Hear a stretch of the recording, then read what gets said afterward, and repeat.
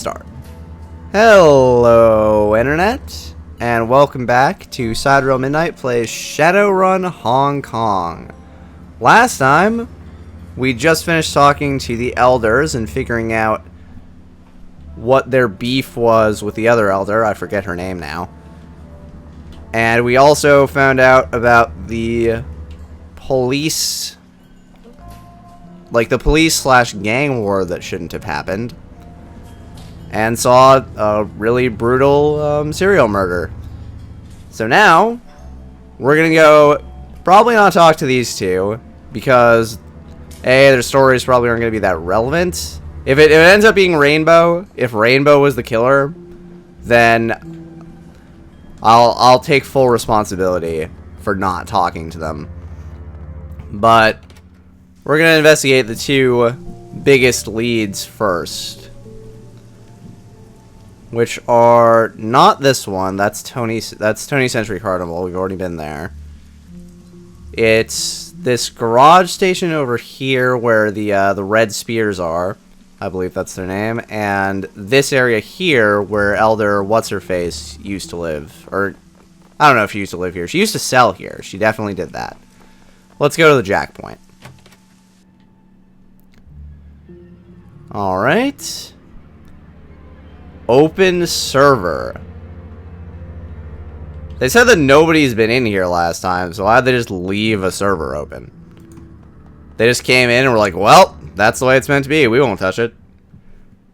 This bin is full of assorted chips, peripherals, and add-on modules for cyberdecks. They don't seem to be arranged in any coherent fashion and are spread across the felt surface. Search. You sift through the display case, searching for anything that might prove interesting. Isabel peers past you into the bin as you search. That's interesting. There's a lot of storage memory, I/O handlers, and active memory in this bin. I'm not seeing any MPCP hardware, response increase chips, or anything related to the hot shit decking Magpie was supposed to be into. In fact, you couldn't even build a full deck with this. Without MPCP, it'd just be a glorified comlink. What do you think it means? Well, if I had to guess, I'd say somebody's cleaned her out. MPCP, response increase, biofeedback filters, and all that. They're easy to move, expensive, and highly illegal. All the rest of this crap is good, but it's nothing you couldn't pick up at any electronics shop. You have to know what you're looking for, though. Only a good decker would know what they're seeing. Could Magpie have taken them with her? Isabel gestures towards one of the other displays. A pair of small cyberdecks sit inside the locked case. I guess so, but if she did that, why did she leave the completed cyberdecks? No, I think this was theft. Oh, Zippy, we are going to have a conversation later. The front of the server's case hangs open. The inner machinery quiet and without power. A clipboard is stuck to the side by a piece of duct tape. Its paper is filled with a long list of programs and their prices. A quick glance over the program sheet reveals the names like Bugs and Black Hammer. Undoubtedly, this was Magpie's attack program storage machine. Somebody's removed the drives, and it sure wasn't Magpie. Here, look. Isabel gestures to the innards of the open server. Near the back, a solitary red light blinks. The main drives are disconnected properly, but it looks like she modded the server to have a backup drive with its own battery-based power supply. If it was Magpie, she'd have taken that too. Crap. This is a Fuji XB1000, and it looks like the battery power ran out a while ago. The XB1000s are constant write drives. They're dirt cheap and have a ton of capacity, but if they run out of power, they lose their data. We're not going to be able to get anything off the drive. Alright. Let's see if this bathroom has more to say than the last one did. You search Magpie's bathroom. There's not much in here. A toothbrush, toilet paper, some hairpins, and a collection of cheap makeup. The combination bath shower unit, however, has minor flakes of dry reddish substance near the drain. Blood. Dried blood. Prying open the drain cover, it looks like quite a bit of it was shed as well. Shit. Maybe Magpie didn't take a trip after all. With that amount of blood, I'm guessing somebody killed her quietly and then drained her body in the bath. It'd make it cleaner to relocate. This doesn't match the killer's other scenes, though. I'm thinking there's a lot more going on with these murders than we were initially told. First, they don't even mention Magpie to us, and now it looks like she's been killed? Something's not right here, Fist-sensei. Let's not mention this to the elders. If they're hiding anything, they may start cleaning out their tracks better. Alright, so one of the elders decided to do to do some murdering of their friends for some reason. Magpie's desk is the kind of messy most people only associate with rats' nests, hoarders, and deckers. The surface of the desk is littered with cigarette butts, half-finished cans of soy calf, and scraps of electronics. A towering pile of empty instant noodle bowls sits next to it. Their sides are blazoned with Honest Wang's instant old-time Lamyan and depict a line of top hat-wearing caterpillars dancing with canes. By the by, sorry if I'm pronouncing any of the Chinese words wrong. Japanese is my specialty, not Chinese. Sweet mother of God.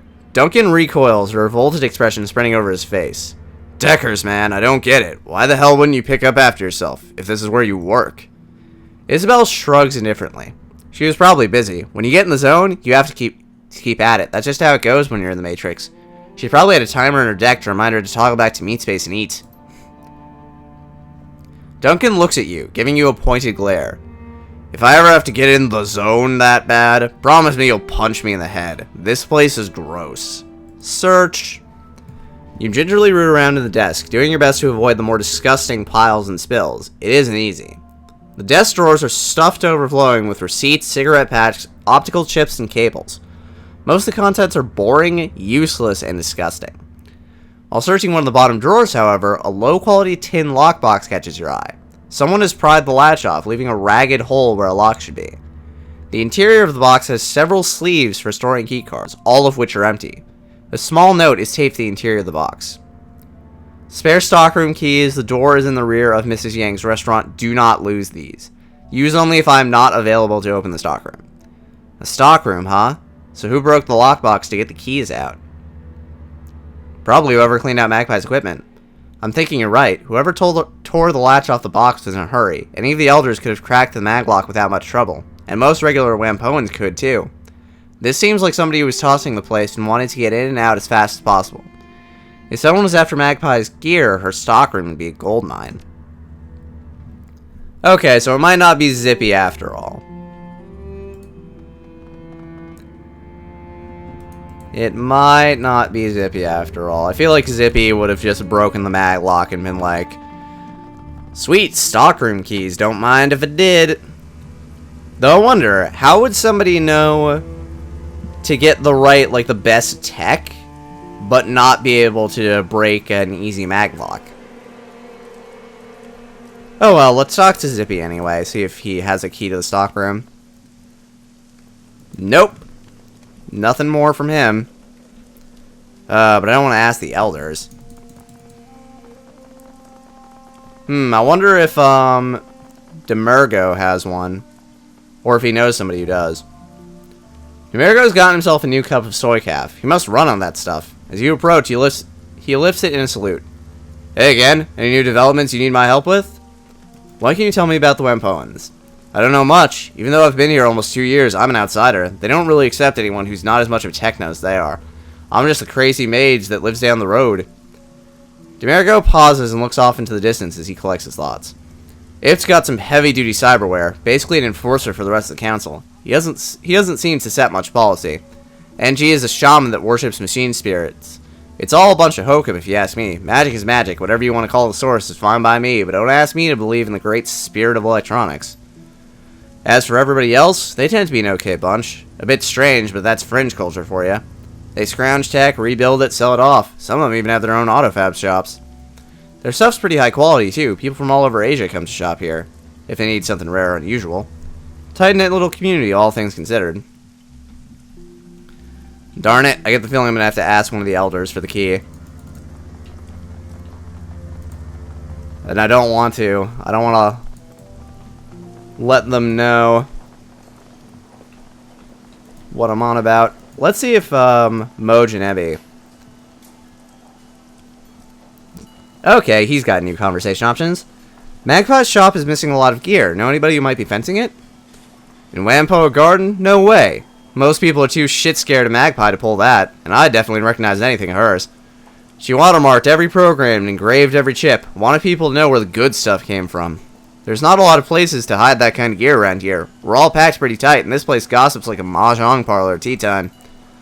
If I were you, I'd ask any other outsider types you can find if they've heard something. Nobody local would risk bringing Magpie's ire down on them, or the rest of the Wampoans. We might cheat other people, but we don't steal from each other. Anybody who gets caught doing that would get kicked out or worse. See you later. Oh no. I get this feeling like I'm gonna have to talk to those people on the ship after all. But before I do that, I want to go check out the garage.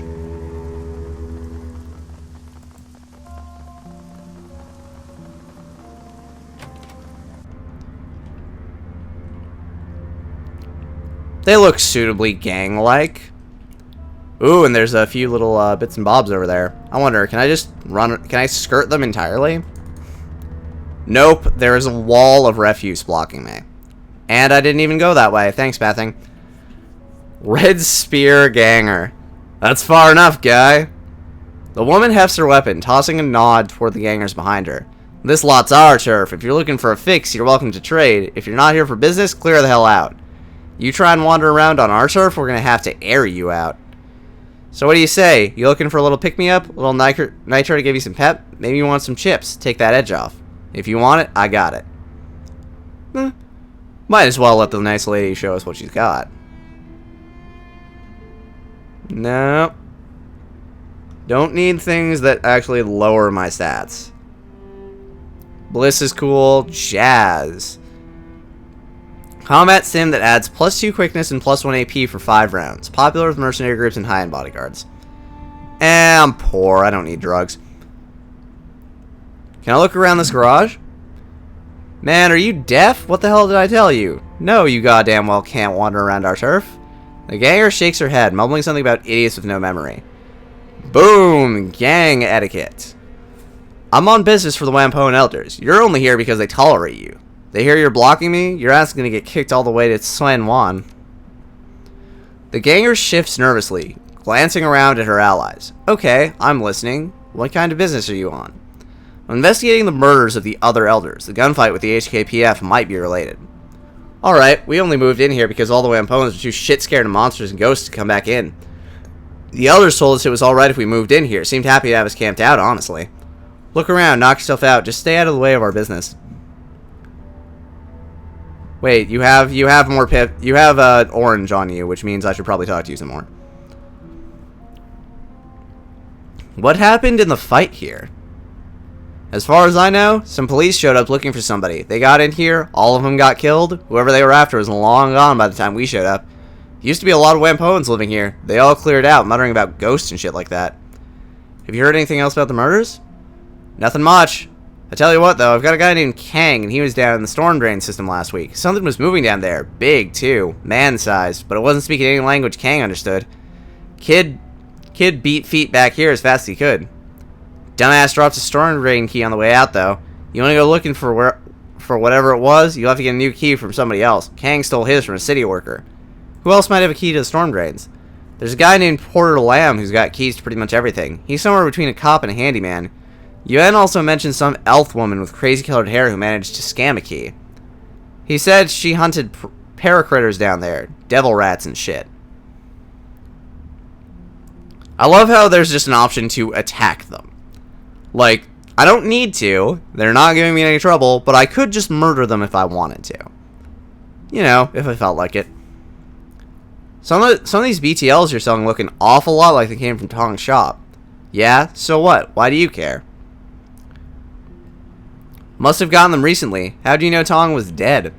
It's like this. Broken Thumb Yuen was walking down the street and sees this guy going to Tong's joint right at closing time. Tall guy, hunched over. Had this shitty gray rain poncho draped over him. Now, Yuen figured that was weird as hell, so he posts up and waits. He figures the guy will come out soon, because Tong's closing up shop. Nothing for 15 whole minutes. Guy comes out, hustles down the street with nobody saying boo.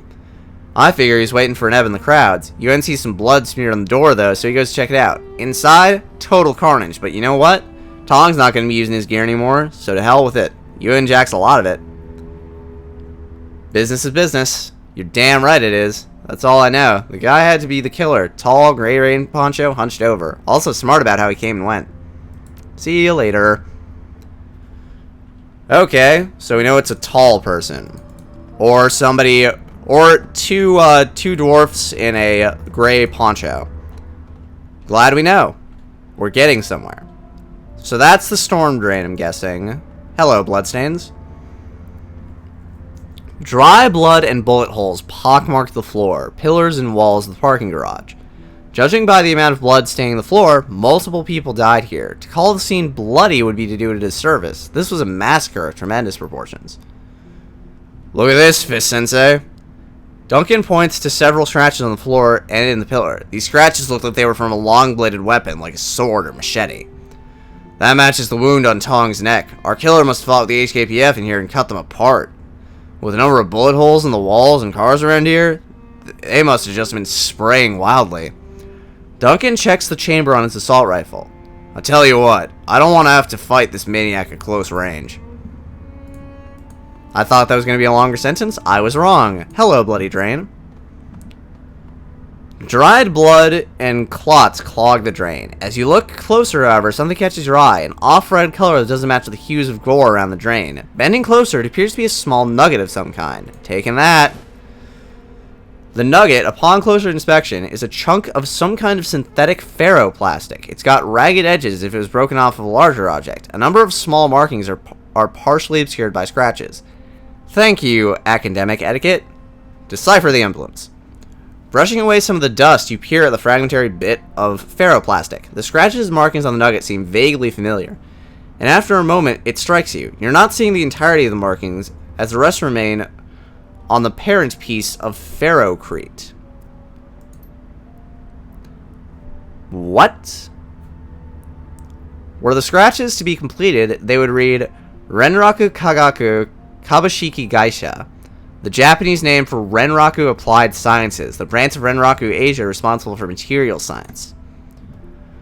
See, now I'm almost certain I didn't mispronounce that, because I know how to pronounce Romanized Japanese.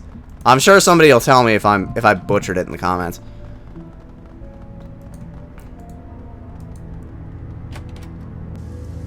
If there's one thing you can count on, it's people being mad about their language. Okay, so I can talk to the porter.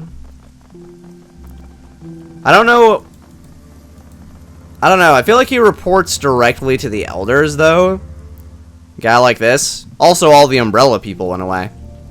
I guess they're done with the spectacle. They just want to get back to their decking.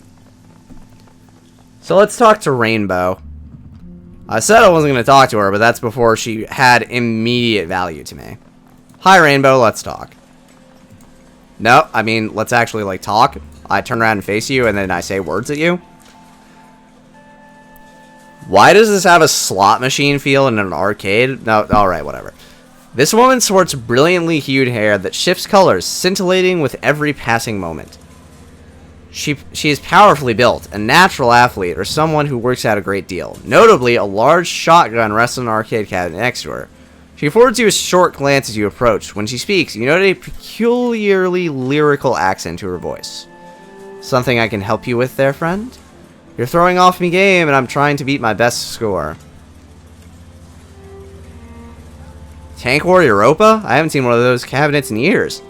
The woman's mouth twists up into a wry grin. I feel like her accent is Irish, and there's not a chance in hell I can do Irish. It always lisps into Jamaican for some reason. I mean, your guess is as good as mine why, but I'm just going to do this in normal.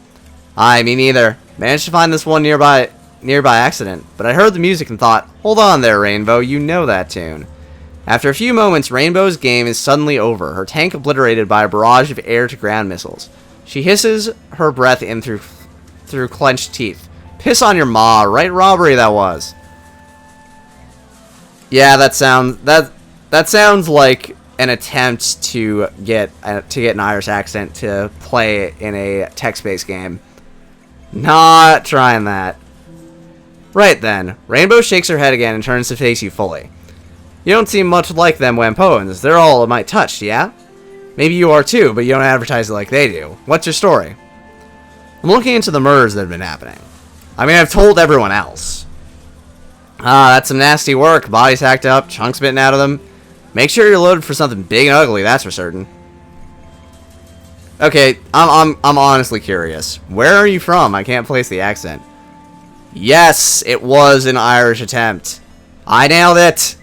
Born and raised in Dublin, down on the banks of the Liffey, spent most of my early life working security on sacred spaces. You know, historical sites or undeveloped land. The green movement was big in those days. It was a bit like being a park ranger, but sure didn't it beat some dead-end desk job. Spent a lot of time around County Dublin and Wicklow. I always loved animals, and I found out being a ranger put me close with them. It was a good time, yeah? Making sure the budding new species like the bogies and centaurs didn't upset the ecology of Wicklow National Park much.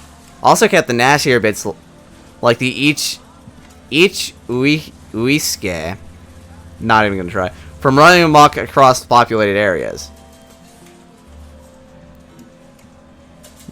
Yeah, considering how little no.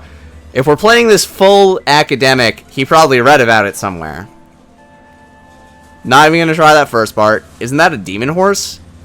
That's right. They're cannibal horses, basically. Nasty buggers that drag people into bogs and drown you. Some people call them kelpies on account of the water plants they pop out of. Anyways, I was saying, problem was, I started to develop this wee knack. Just a small thing. I keep magic from working when I'm around. Spells don't go, spirits fall apart, and the paracritters get real feisty, yeah? To make things worse, this was around the time Liam O'Connor, through his coup, formed the Tir na Nog. With all his fancy talk about elves and ancient magic, it was a bit scandalous to have a woman guarding ancient sites that wasn't just mundane, but also killed magic around her. So I got fired. You're older than Tir na Nog? Bang on, I don't look a day over 25, do I? Rainbow flexes one arm, grinning widely. Aye, I'm Irish, not one of them noggins. Pack of punters, a lot of them. Always going on about their ancestral lands and the glory of the past and all that bullshit. I saw them kick dozens of old Irish families out their land just because their ears weren't pointy enough or they didn't meet some stupid arbitrary criteria of old nobility. It was just that kind of thing that brought back the IRA, just like in the bad old days of the Troubles. The skippers threw in the new tier didn't pay for the lands they took. They just had a pack of bullies with guns. Rainbow scrunched her face up into a disgusted sneer and Mox spits at the ground. I've always been sympathetic to the little guy in a fight. They offered to pay for my help, so I said yes. Simple as that. So you became a terrorist? Feh, don't be so dramatic. They mixed me up with a cyber stitcher and gave me a lot of the kit I've got in me now, in exchange for going overseas to work for them. Smuggling, running guns, making contacts in Europe. Same kind of shit all revolutionary groups do. Seeing as how me own fam got kicked out of their house, I was glad to do it. I still do work for them these days, but there's a lot less of it. Lady Day cracked down on distance, but good. Do you have a key in to the storm drains? Of course I do. How else would I get down to look for strange creepy crawlies, eh? Why'd you ask? Can I borrow it? I want to investigate something down there. Aye, sure. Watch your step down there, though. The drains are a mite bigger than people normally expect. Rainbow tossed you the key. Best of luck. We've already done all the rest. What are you doing in Wampoa Garden? Me? I'm a bit of a big game hunter these days. I get in strange places for some kind of paracritter I've not seen before. And then I put a bullet in it. Only the nasty ones, though. No point in hunting a talus cat or such. It's only things like gargoyles, barghests, and whatnot. All the work I did with them in my youth does a good job of keeping me alive. I was out in Jakarta last year, hunting one of them Indonesia vampires. You ever heard of them? Call them Penanggalans. Yep, that's definitely what they call them, Penanggalans. You can take that to the bank. Their heads and guts come out of the body cavity and they fly around like a giant messy pile of pasta. Rainbow bares her teeth and pantomimes floating around. Took me a solid 2 months to track her down, but I did. Once the job was done, I asked myself, okay, Rainbow, where's the best place in East Asia to find some action? So Hong Kong it was. And the key what's here mean a bigger concentration of odd critters than you usually find in a city. Been spending a lot of time down the storm drains these days. I heard rumors of a rat king down there, where a mess of devil rats get all tied together into some kind of big, awful rat beasts. Haven't tracked it down yet, but I figure it's only a matter of time, yeah? See you later, Rainbow. Alright, I'll take that conversation. I don't want to talk to the elders until I've investigated everything else.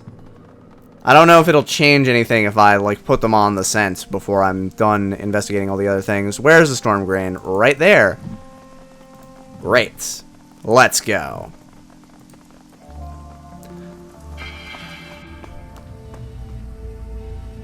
Oh, damn it. The music got spooky. That means it's combat time, if I had to guess.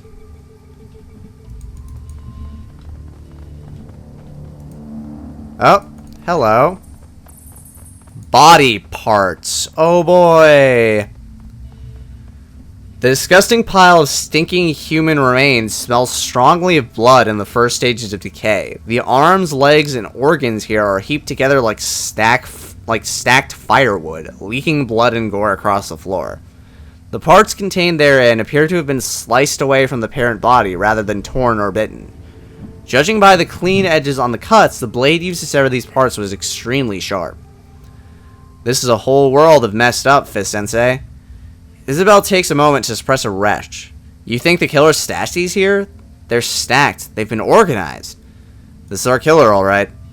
Looking closer at the pile, one part stands out. It's a severed forearm and it's covered in tattoos. Words in a Slavic language and a shining lighthouse adorn the forearm, and the ring-like images are linked on each finger. On the back of the hand, there's a skull inside and a square. This arm belongs to a Vor. These are criminal tattoos. The lighthouse shows he tried to escape from prison, or planned to. The words say, all police are dogs. That skull inside a square means he served a prison term for robbery once. What's a Vor? A Vor is a thief. The Voriv Zakone is the name of the organization. Thieves in law. They have strict codes and police their own, but they don't sever arms and leave them in a pile of gore. Yeah, if I'm bad with Chinese, I'm even worse with Russian. I'm trying my best here. I'll go look at that storm drain in a bit. I want to check out these... Oh, no. I didn't mean to. As you round the corner, you hear voices speaking, just loudly enough for you to make out coherent sentences. The speakers are definitely not local. They speak with a slight Slavic accent, and their clothing is heavily armored. Around them are a number of crates and boxes, all mostly filled. It looks like the group is packing up. Yaroslav says the boat will be ready tomorrow morning. He's gotten everything arranged with the Port Authority. We move the goods to his warehouse, we'll handle loading them onto the ship, and we can get paid right then and there. The orc spits on the ground. I'll be glad to be done with this filthy place.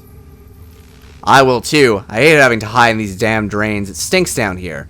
I can hear the devil rats running down the walkways. It's a mess and it's disgraceful.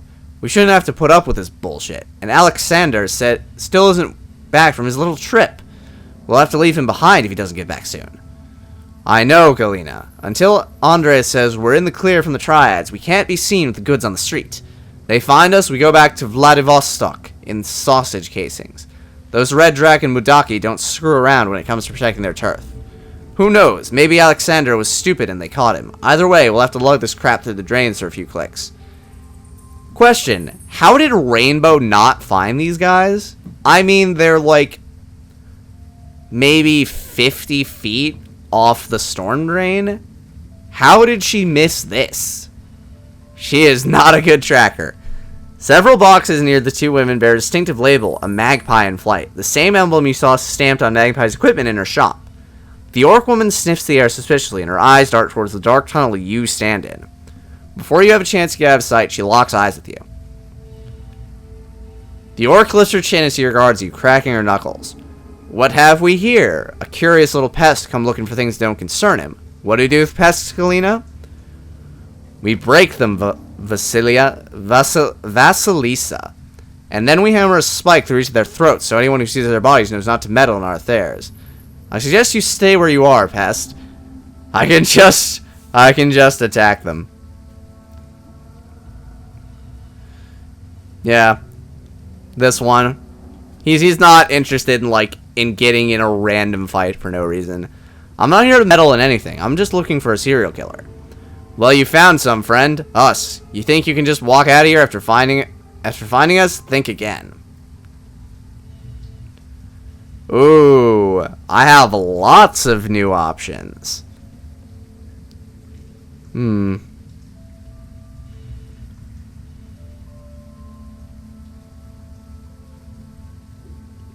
I like this one. Look around you. These storm drains act like resonance chambers. The exits on the street will be like the mouth of a trumpet. They'll care if they hear gunfire on their turf. Galena laughs. You think I'm stupid? You think you could fast talk me with some stupid... He's right, Galena. You know how sound can echo through these tunnels. Shit. Galena lowers the shotgun, though her posture remains wary. You don't care about what we're doing? I have a job to do. This is incidental. So what do you want from us, then? You took Magpie's keycards, didn't you? Yes, we did. Alexander took one earlier. He said he wanted to sweep the stockroom, see if there was anything worth stealing in it. Melissa tosses you a keycard. Here, we don't have time for this. We have to move this gear. You want to play detective? Go right ahead. Aw, man. I wanted to talk to you some more. And I can. Let's talk. Melissa grunts by way of greeting. You again. What now? Is there anything you can tell me about the murders that I might not know? You think we get out a lot? I wouldn't have even known there were murders if I hadn't bothered to come out to get some soy calf last week. It's none of our business, and it isn't our problem, and I like it that way. See you later.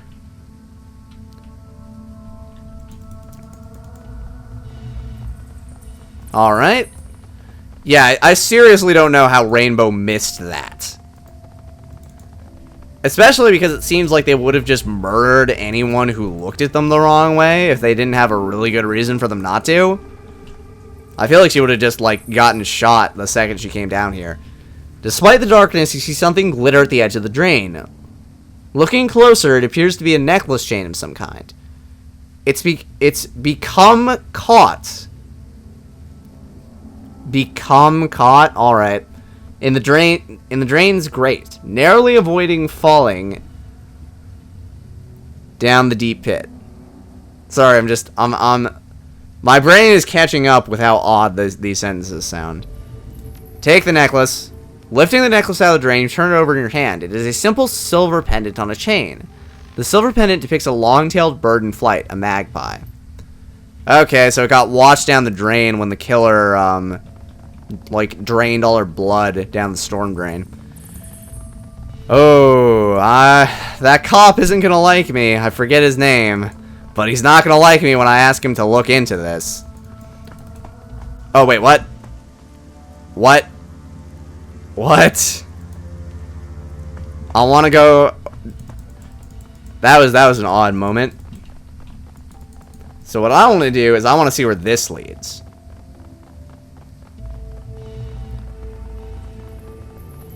Hello? Yoo-hoo! Okay, this just leads to another storm drain. Alright, let's investigate the stockroom then.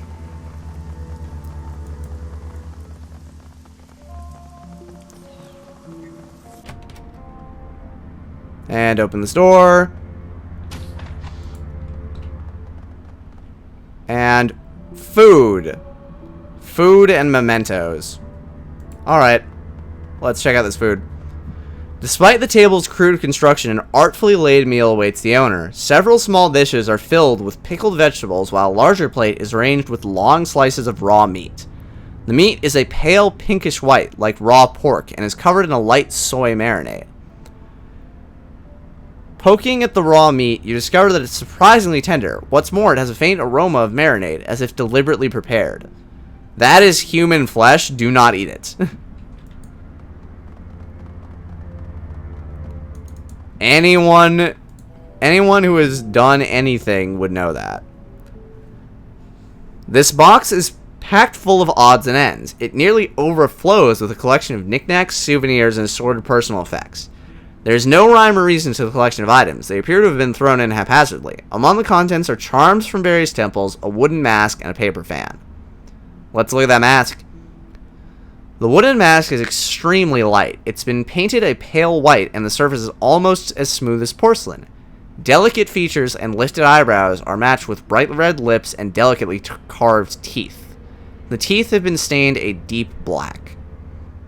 Okay, so the killer is sort of taken to squatting in here. I wonder if that guy from their gang found the killer in here and then the killer just murdered him. Examine the charms. The small charms are square cloth packets, each approximately 1 inch wide and 3 inches tall. They come in a variety of bright colors and are embroidered with characters for prosperity, peace, wealth, and protection. Inside each appears to be a folded paper prayer or fortune written in Japanese. Examine the paper fan. Unfolding the fan, you tilt it up towards the light to examine it. The image depicts an East Asian city from the 19th century or earlier. Curved routes at sunset beside a deep blue river. 2 ships sail down the river, which is in turn spanned by a long wooden bridge. In the foreground, laborers carry buckets along the shore as a man on horseback rides in the opposite direction. In the distance, a pair of large red buildings dominate the city skyline, 1 large temple hall and a 5-tiered pagoda. As you step away from the box, you hear a slight click in the distance. The sound of the door's latch shutting. You are no longer alone in the stockroom. Alright, murderer, fight me. Standing before you is a man clad in heavy armor and bearing a katana on his hip. His skin is an ashen gray, his eyes dead white. His teeth are jagged and appear quite sharp. This is no man. This is a ghoul. The ghoul's blind eyes search back and forth as it regards you. It cannot see you, but you have a sense that it knows exactly where you are at all times. Ah, a hired gun, no doubt brought to bear against me by the Wampoan elders, a means by which they can lift the curse plaguing them. I salute your tenacity, but I wonder, will you hear me out before raising your weapon to kill me? Yeah, he probably would find this rare enough to question it. You're a ghoul, and you're talking? Yes, I am not only talking, I am reasoning as well, and since you have not attempted to kill me, your own higher faculties are engaged. I am a curiosity to you. The ghoul bares his teeth, breath rasping over them as he inhales. You wish to know not only what I am, but what I have done. As for who, you may call me Gaichu. I know who you are. You're the one killing the Wampoan elders. You are correct. I have killed all of the Wampoan elders to date, though only Elder Magpie was according to my initial plan. I regret the deaths of the other elders, but it was necessary. I love that I could take a side moment to be like, what does Gaichu mean? Like, I know I'm talking to a guy who looks like this. With 1 blind eye, 1 red eye, blood coming out, and a bunch of, like, random growths, but what does your name mean? Tell me about you, man. I want to get to know you. Nah, explain yourself. This affair began simply enough. As you may surmise, I am not someone who can be seen in public without great risk. Wampoa Garden is an excellent place to hide, no police or triad presence, and minimal interest in things that lurk in the shadows. Unfortunately for me, Elder NG discovered me through communion with her spirits. Rather than kill or chase me away, she came to me with a proposition. NG and the other elders were having problems with one of their number. An elder named Magpie had been holding many of their plans hostage and would not budge. They could not remove Magpie, however, because her services were too useful to the Wampoans at large. NG offered me payment to dispose of Magpie, and I accepted. Wu shoots you a sidelong glance, tusks bared as he grits his jaw. Why the hell are we talking to this thing, Fist-sensei? It's a goddamn ghoul, and you know what they're like. Really, what, pray tell, am I like? All teeth and claws and bad manners, I expect. Gaichu's tone is amused, despite the harshness of his rasping voice. Really? You want to crack jokes, you cannibal? Wu takes an involuntary step forward, raising his rifle. You're the kind of monster that'd devour a family just because it's convenient. Remember the 162s, Fist-sensei? He's just like them. The 162s were a gang, Wu, in the Barrens. Yeah, because Fist-sensei is all about just judging people by who they are and not what they've done. Because, I mean, he's done some terrible things, and he's not asking to be judged for it. Like, that makes a bit of difference. Go on, then. Talk to the monster, but I'm keeping my finger on the goddamn trigger. I believe that we were speaking of the Elder's plans to have me kill Magpie. Surely you must be a little curious about that. You didn't clean up all of her blood. I found some in her drain. Ah, unfortunate. I thought I was careful enough. Having it on my hands must have obscured my sense of smell enough that I missed the last remnants in the drain. I disposed of Magpie's body by emptying the blood in her bathroom. Then I cut her up into more portable pieces. Those were placed in a plastic tarp, which I took to the storm drains and hid. Gaiju nonchalantly waves a hand, his tone flat and unconcerned. It's unfortunate, but my survival depends upon the consumption of raw metahuman flesh.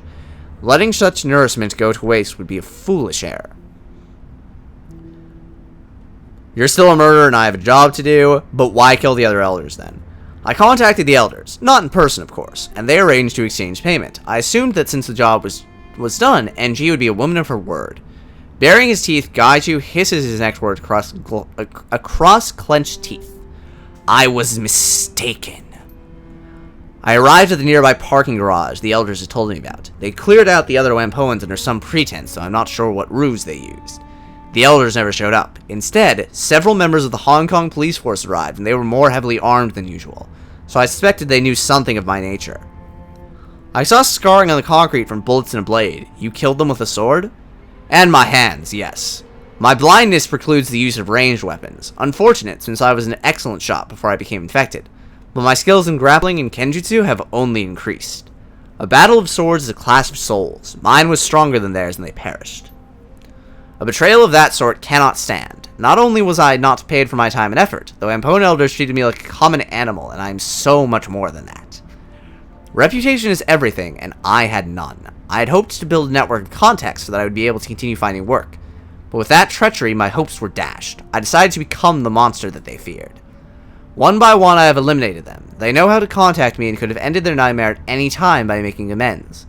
I would have asked for more money, but I would have ceased my hunt, yet they did not. Instead, they contacted you, no doubt asking you to eliminate me where the police had failed. So I ask you, what now? What will you do? Will you attempt to finish what the Wampoan started, or will you treat me with the same humanity I have shown you?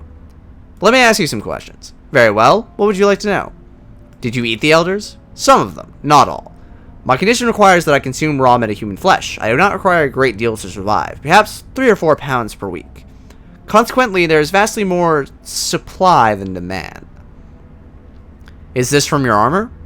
Ah, yes, I felt a ragged edge on one shoulder plate. I assumed it was removed when one of the police officers shot me with his rifle. The hazards of war include unkempt attire, unfortunately.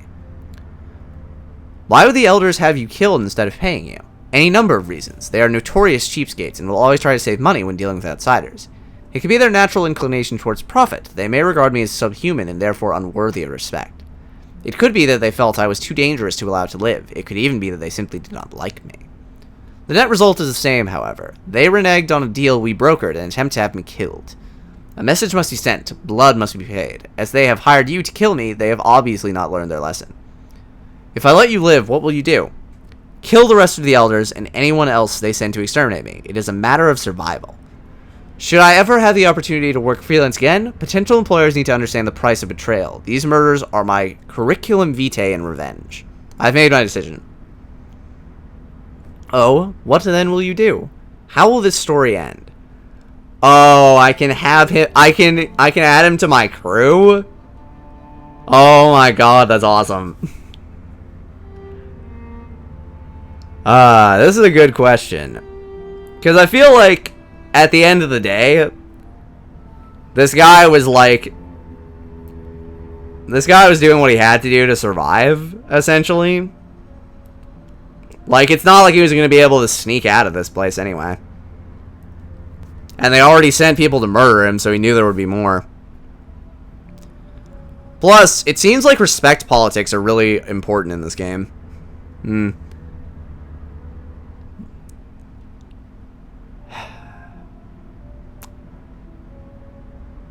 The role player in me says that I should kill him, but the gamer in me loves the idea of having one more character in the party.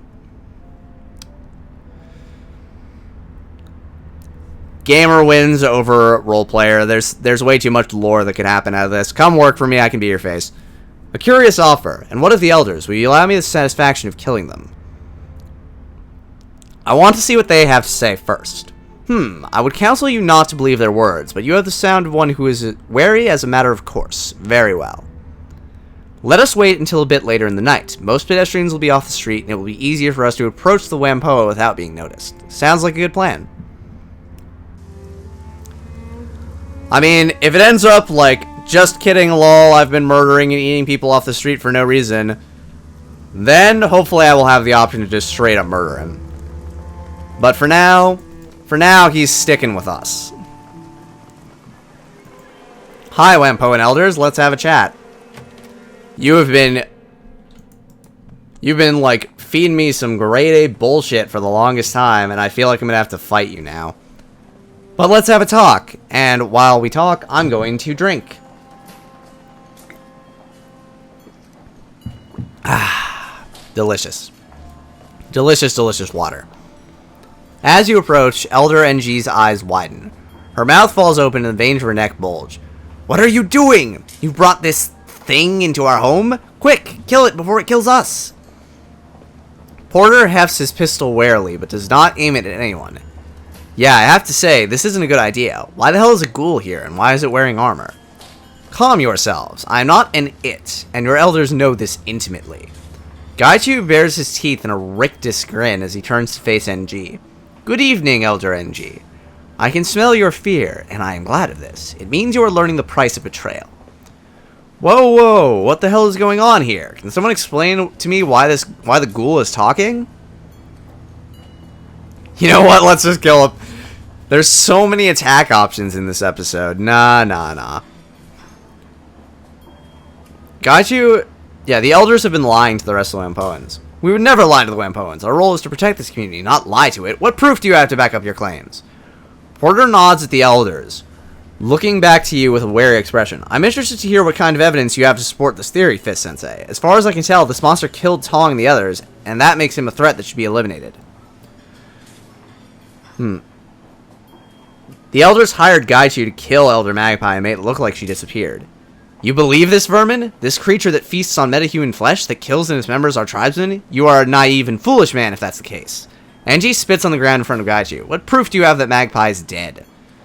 NG, please. It matters where an elder is accused of breaking our laws. The other elders generally judge them. In a matter where all of them have been accused, I am authorized to act as judge. Okay. It's not just because you're, like, the only other Wampoan character that we know in this city. It's totally not that. Make your case, Shadowrunner.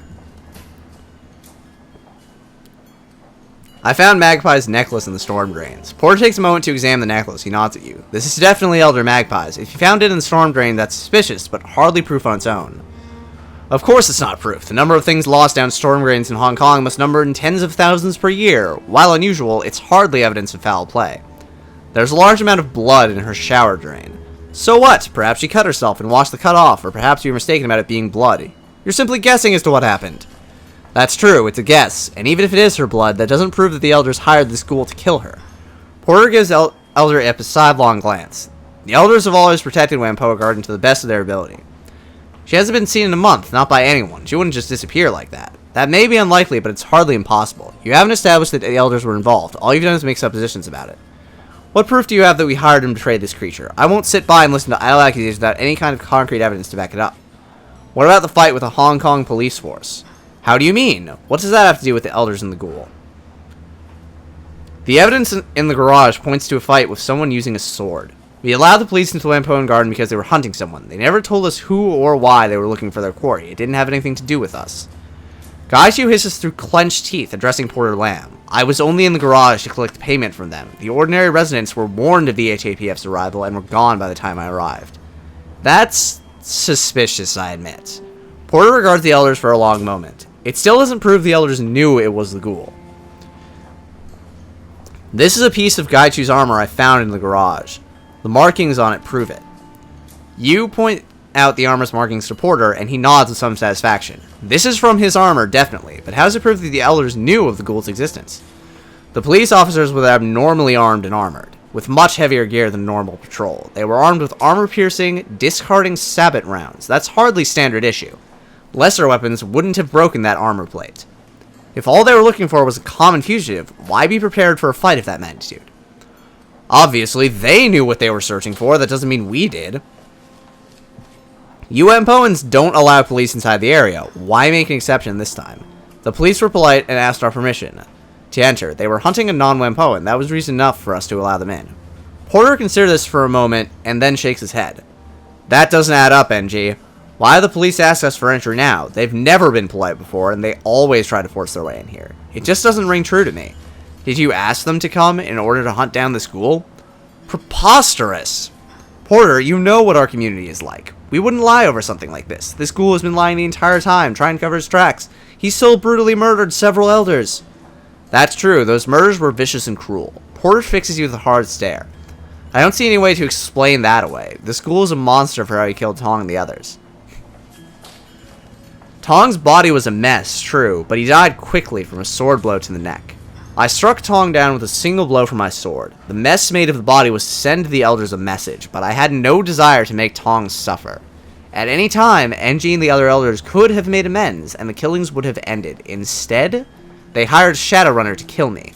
It's not about cruelty, it's about sending a message.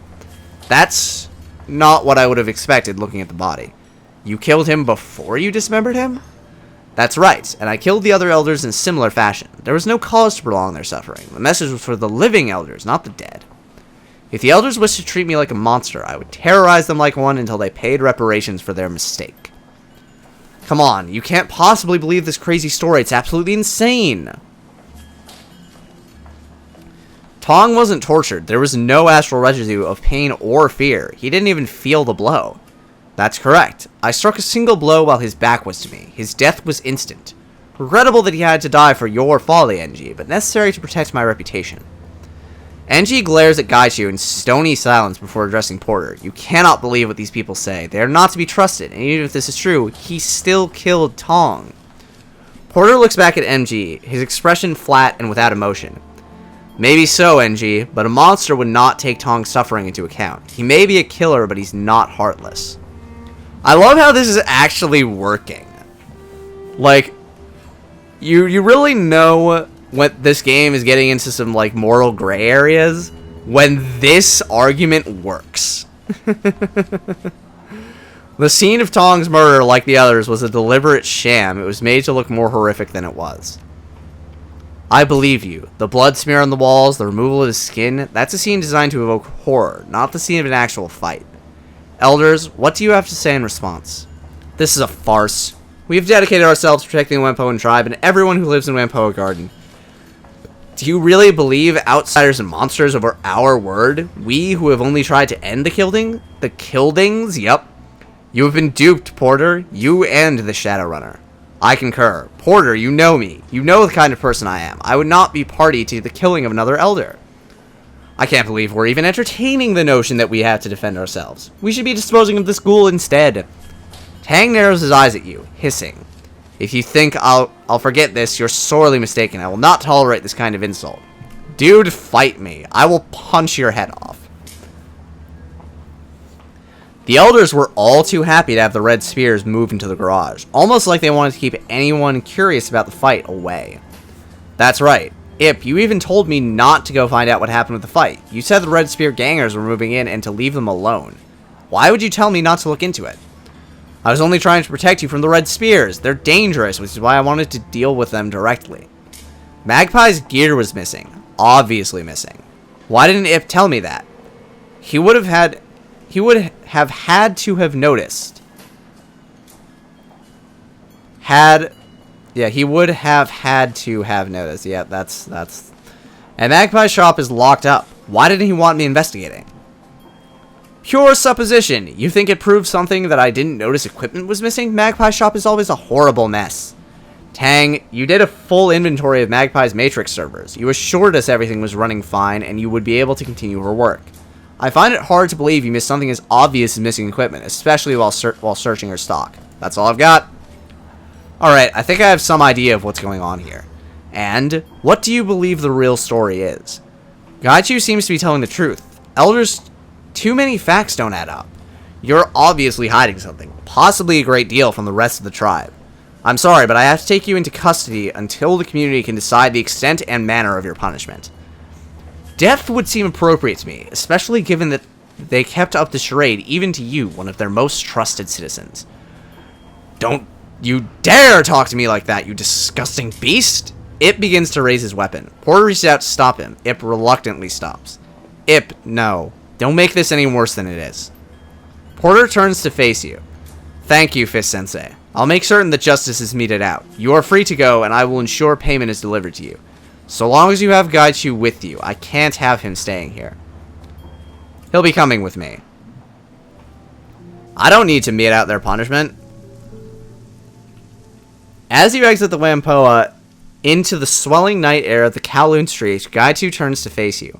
I confess, I am unhappy with the decision to allow the Whampoan elders to live. We should have killed them, if for no other reason than to maintain our reputation. That's why I let them live. That's not how we do things. Either that, or if you're going to run on this team, you'll have to learn to accept my decisions. I feel like he's still, like, it's been 3 missions. I really don't think he stepped into the role of, like, badass leader just yet. I feel like this is a bit more realistic. That's why I let them live. That's not how we do things. Gaichu bows to you, head held very low. I can accept this. I am unused to working with Shadowrunners and assumed you would see things as I do. Hopefully, there is much I can learn from you. Shall we leave this place? I am eager to be done with Whampoa Garden. Nice, and I gained a little karma. Alright. And everyone is gone now, so I guess we just leave. I liked that mission. It was interesting. Continue.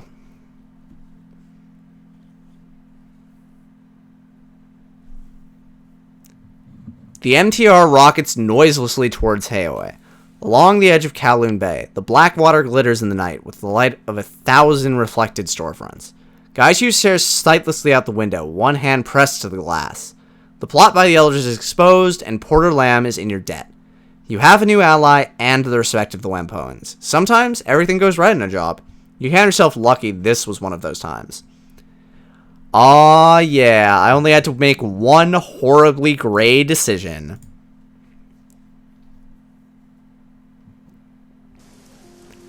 And it all worked out.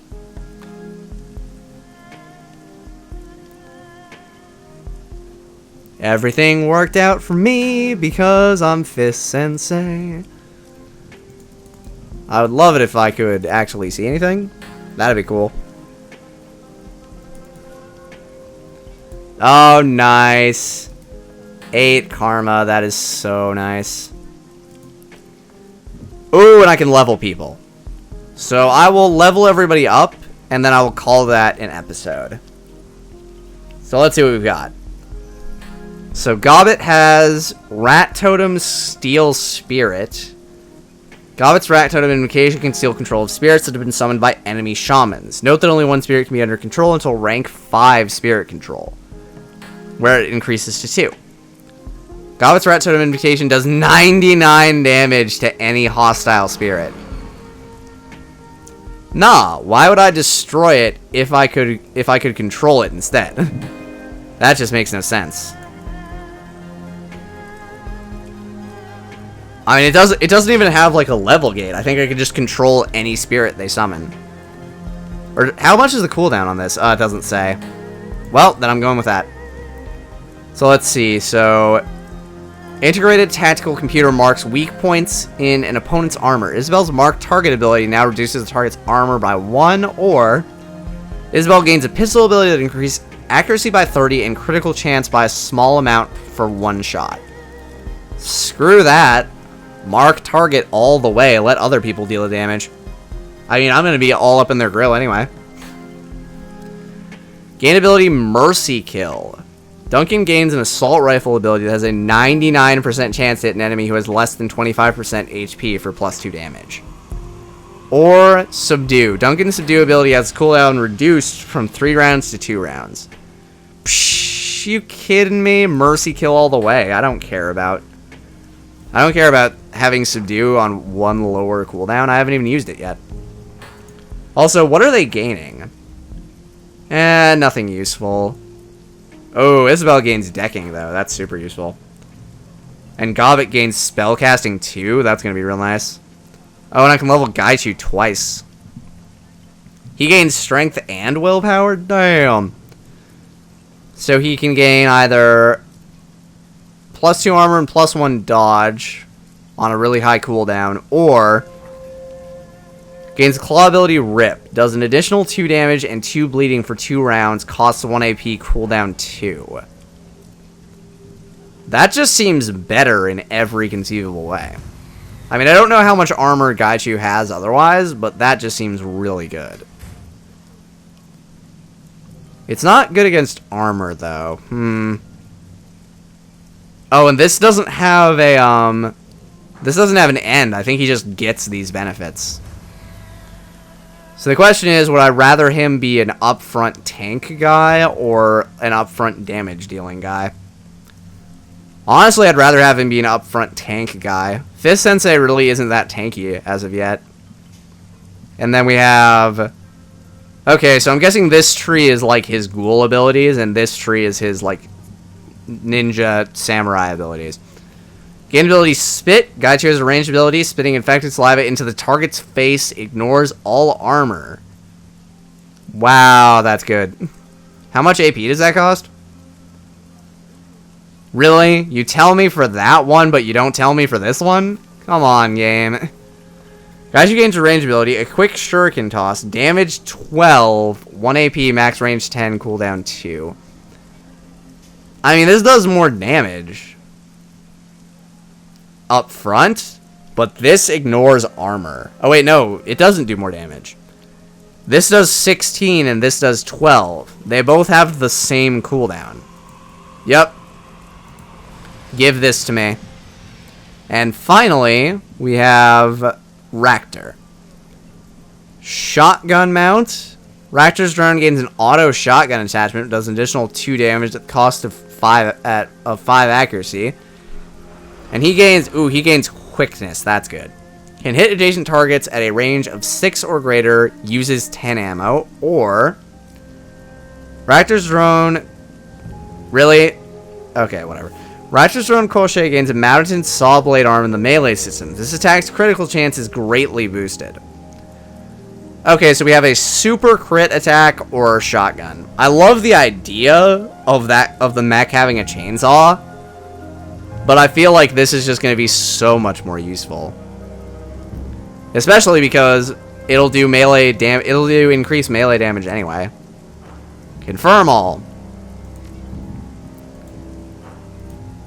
Alright, and with that, I'll call that an episode. Next time, we're going to go collect payment and run around the area seeing if anybody has any new stuff for me. So thank you so much for watching. Leave a like and a comment if you like what you saw. It's greatly appreciated, and I will